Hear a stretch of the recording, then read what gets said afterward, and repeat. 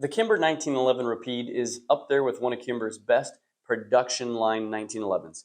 There's the Warrior, the Raptor. Personally, I like the Rapide a lot better. This baby is built for speed. So this is their competition-ready 1911. It's supposed to fit in USPSA's production line, of which I think it does. I just checked the website, didn't see it. But let's go through. So it's a full 5-inch barrel, actually 8 1/4 total, but it's a 5-inch barrel. 5 1/4 in height, 1.28 in width. This happens to be the single stack 45 ACP.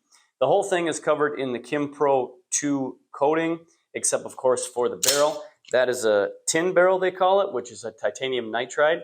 It's supposed to be very abrasive resistant.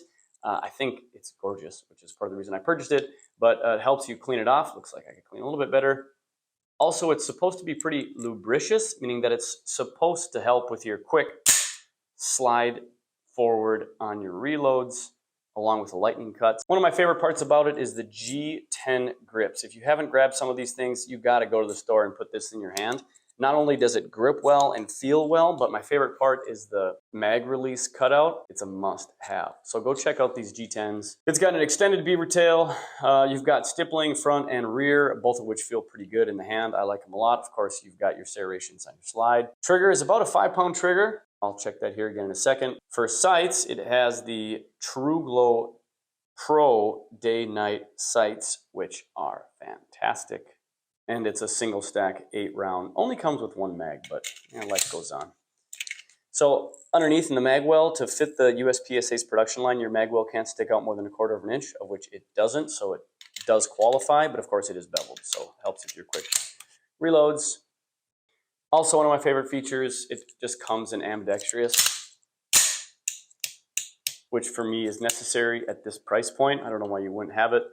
You can see all the little cutouts in the trigger, even in the hammer, and the craftsmanship is just as good as you're ever going to get. I love staring at this thing. Sometimes I just come down to my safe and I just look at it for a while. It's beautiful. Okay, so those are all the pros. Are there any negatives? Well, I'd say there are 3. First is that it doesn't come with any undercuts for rail accessories, although I don't really care about that. I mean, this is my T-Rex Arms holster. It fits perfect. I wouldn't want to throw that off anyway. No reason to have extra holsters and extra accessories personally. So I don't need that. But at that price point, you will find some others that have it. Number 2, it's got a 16-pound recoil spring in it. So that's pretty heavy. It's fine for me. The release, by the way, is pretty light, which is easy, which is great. But a 16-pound recoil spring, it's a lot for maybe weaker people to actually get it back when it's... You got to put a fair amount of effort into it. And that maybe sounds a little bit silly, but if you're not used to that, you really got to grab it. Lastly, the price point. These higher-end 1911s, MSRP on their website at over $1,800. You can pick it up for maybe $1,650, $17, but that's expensive.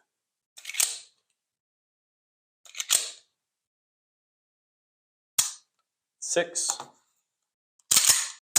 6.2, 6.2, 7.2, 7.2. So I love the triggers on 1911s. I find them to be very crisp. This one in particular is also very crisp, almost no take up, and really firm, really crisp. I was unfortunately getting over 5. I'm getting high 5s to actually 8.0 sometimes, often in the 6s. So a little variability there. Now that could be the tool, but could be a little lighter. I wouldn't mind this being closer to 4. And that's all, guys. Hope you enjoyed the review. Please like and subscribe.